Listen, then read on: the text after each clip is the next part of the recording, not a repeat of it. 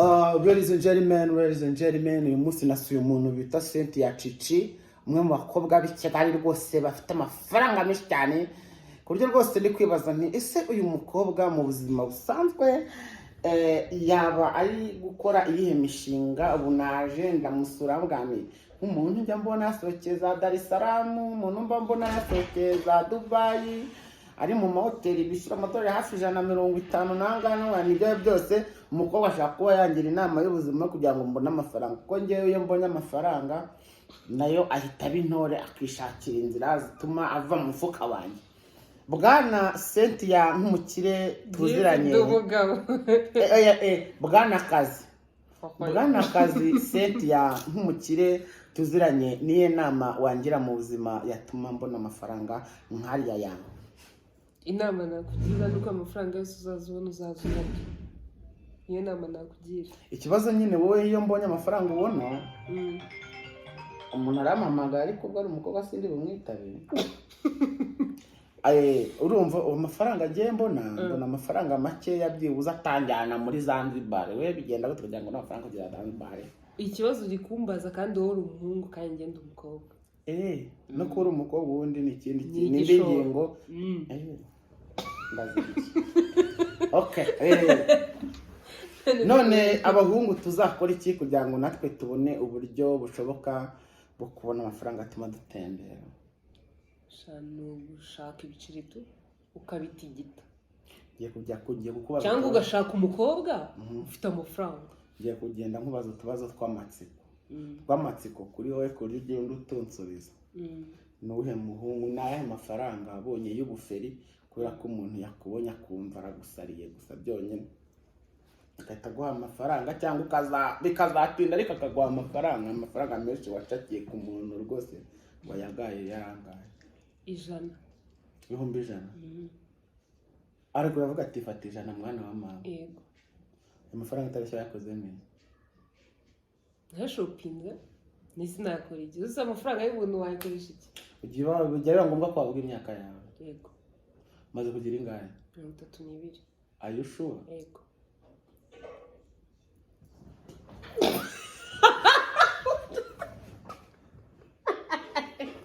Iki sema. Iki. Ufite imyaka 70 ngahe? 32.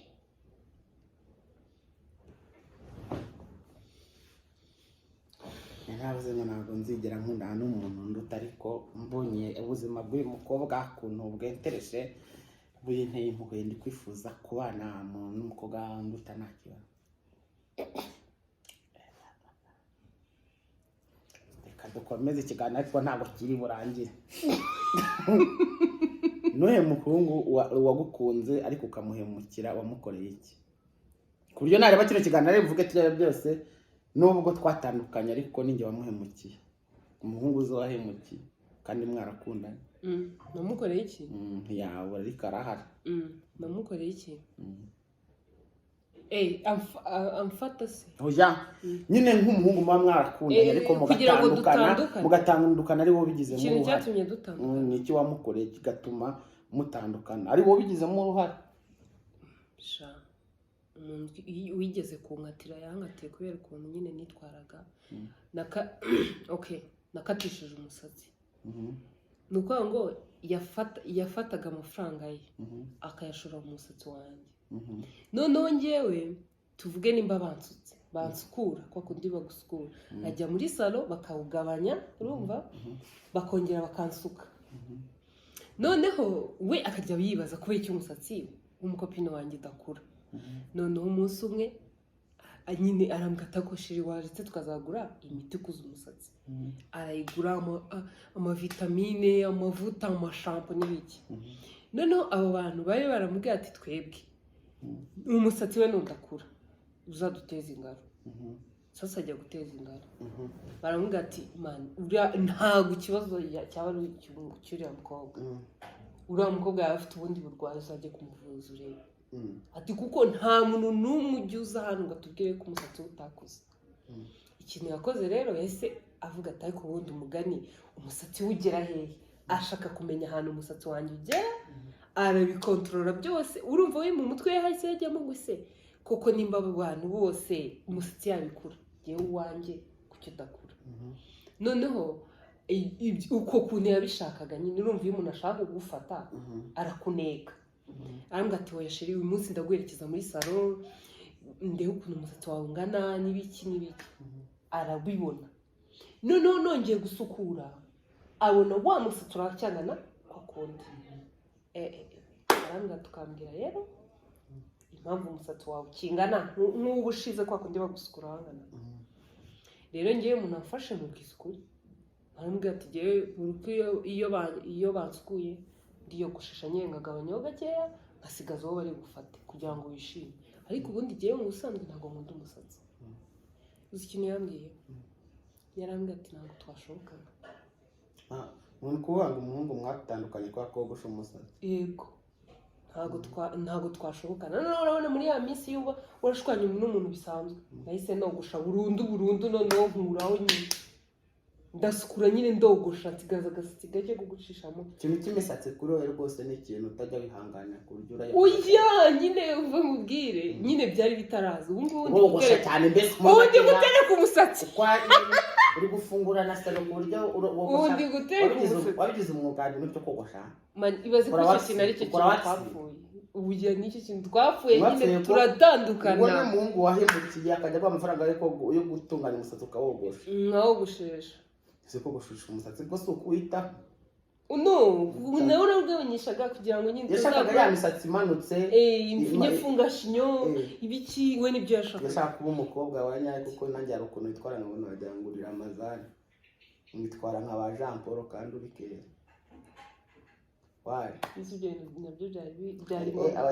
ndikubwira uyu muhungu uti nanjye iki kintu dushobora kugipfa kandi njye ntacyo dupanga yego nese reka mubwire ntabwo ibyo bintu twagomba kubipfa nimba koko yarankundaga none urabona ko akunda umuntu agaruka amafaranga avuga ati ubundi uko umuntu yaguha amafaranga ngo ugure imodoka ukagura igare cyangwa ukayaguramo ingurube oya narasukaga nk'uko abishaka ariko umusatsi nyine ukaguma ahandi nimba hari akantu gake wakuzeho tukagabanyaho kongera mugasiga kugira ngo ugume nyine uri size imwe udahinduka ngo azambwire ngo ndashaka ufunga shinyo ndashaka uzaza uba umeze gutya ugumaga aho ngaho nta bihindutseho kumbe ni ukubigenza amafaranga yanjye ntakaza ngo uri gukuza umusatsi kumbe nta nubwo ikindi kibazo nakubaza wize segonderi na kaminuza cyangwa warangije muri segonderi? Narangije muri segonderi. Umuhungu wa mbere mwakundanye wari ufite imyaka ingahe? 14. Wabaga iwanyu cyangwa wari ku ishuri? Wabaga iwacu. Ariko mwakundaniye ku ishuri cyangwa mwakundaniye? Oya, twakundanye twese twaririmbaga muri korali. Waririmbye no muri korali? Korali nta kintu zitazatuzaniye. Ni ukuri. Korali bwo baririmbanaga muri korali. Wabaye no mwadeperi? Oya, ntabwo njye na mwadeperi. Uri umudivine? Oya. Mugaturike? Oya, turabaporoso mu rugo. Nabundi se abaporoso n'abadeperi si kimwe? Oya, abadeperi ubuzi impamvu se ndi kugira ngo mbihakane. Abadeperi ntabwo nyine basuka. Njye siyo mpamvu rero. Abaporoso barasuka. Wewe urasuka wari umuporoso? Ndogosha. Ariko ndi umuporoso kandi abaporoso barasuka. Wazi ikindi kibazo se ntabwo uri bugire isano? Oya, ngeze. Ndagusubiza. Aho wibuka ubusugi bwawe butaye ryari? Imyaka 18. Kiganiro kakiyawe. Ese ubundi ubizi gute ko nari isugi? Kuri kumbaza ngo nabutaye ryari ubundi ubizi gute ko nari isugi? Nukuri tujye muri kamera. Mva 18. 18 gwataye usugi. Yego. Umuntu abugutesheje se muracyavugana? Bisanzwe. Uramuzi kandi? Gutyo. Muravugana? Gutya. Turavugana tuvugana. Warijyanye se cyangwa? Ntabwo nijyanye. Yego. Koze yagushukishije? Arageme. Gusa umva utarijyanye? kuvuga ngo wavuye iwanyu ujyayo cyangwa yagusanze iwanyu? namusanze iwabo. Namusanze iwabo. Yarijyanye. Waramukundaga? Twarakundanaga. Nyine waramukundaga? Njye nawe twarakundanaga. Yego. Pa yaba ariwe mwabyaranye uriya mwana wa gatatu? Uriya muvandimwe azi gutsinda ibitego byiza cyane kuko yarahengereye ahita atsinda icy'umutwe. Mwese mfite abana batatu. Aho mperukira kubara ubyumva ute ko uri umumama w'abana batatu kandi ukagumya ufite fitness nk'iyi y'abajene? Hari ikintu nta kintu bintwaye. Abantu se barabizi ko ufite abana batatu, wahishe n'iwanyu ko ufite abana batatu, bereka umwe uzabereke na Keza, uzabereke Keza na Mucyo rero nabo ni ababo.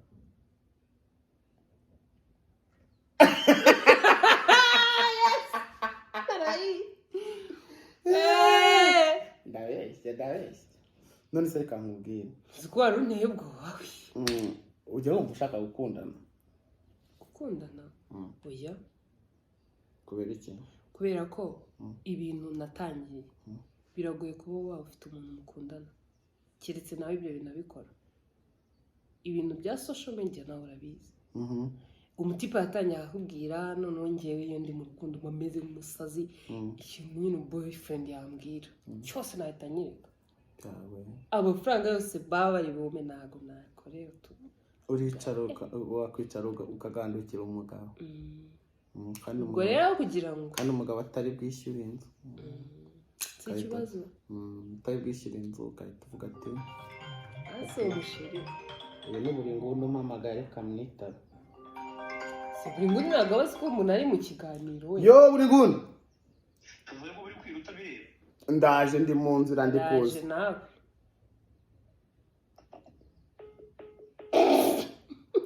Kureba seti ya Cici mbeko wenda yanturije. Rero buri nguni ko ari kuvuga nabi. Buri kwira nyine ari kumbwira dore bugeze 12:00 11:00. Nese wambwiye gute ko muri bukore 11:00? Bugeze 11:00 n'iminota 10. Jango agukunda ngo nze tujye gukora. Rero uko biri kose ko rwose tuzagenda tuganira ibintu byinshi cyane kuko ngewe ntabwo ndi umuntu baza. Urabona nkimara gufata mikoro gutya nibwo menye ko buriya Sabe akora akazi gakomeye cyane. Buriya Sabe kuganiriza abantu b'igitsina gore, ureba ibintu byose ariko ukabyirengagiza. Urumva ngiye nabirebaga rwose pe, baka kanya nibwo menye ko Sabe rwose Sabe rwose ibi bintu Sabe rwose kandi ibintu byose Sabe yabaga bibona. Shaje byose Sabe rwose akigira ikirajya akanga kubibona akakira. Sabe no kuri kw'Imana yaravunitse. Izubu semana yanjye umunyamakuru wandi wamuretse. Bigeze aho ikinyarwanda kuvuga kirananira. Sabe yakoraga amasaha 2 yihanganya ariko ngiye ndi kureba ubwiza bwabuze urugero. Iminota 15 rwose nabize n'icyunzwa babirira rwose amaso yantukuranye. Ikiganiro kakirangire kigutinda. Ikiganiro cyatinze cyane. Reka nje kumuhinde interview. Mukazi se ngiye nawe turakora social media. Wori umutumirwa ugiwe na buri nguni mugiye gukora ikindi kiganiro. Tugiye gukora ikindi kiganiro. Babwire neza ureke kumbwa ngo ugiye kunkoresha. Ndashaka kugukoresha yo nyine. Tugende mu rugo gukoresha. Ushaka base nkagukoresha. Kankoresha iki? Uzi kubigesha ushaka ko kino kiganiro cyose kirangiye ntarindi ku recording akora kino mikoro ushaka kubitanga. Reka numve kare byo murakoze. Iyi senti ya Cici banyita buri kantu wakize ko ngewe ibintu by'ibiganiro ndabikunda cyane. Ciao. Reka numve ko ntayatayemo kuko ndi kubona itari kwaka.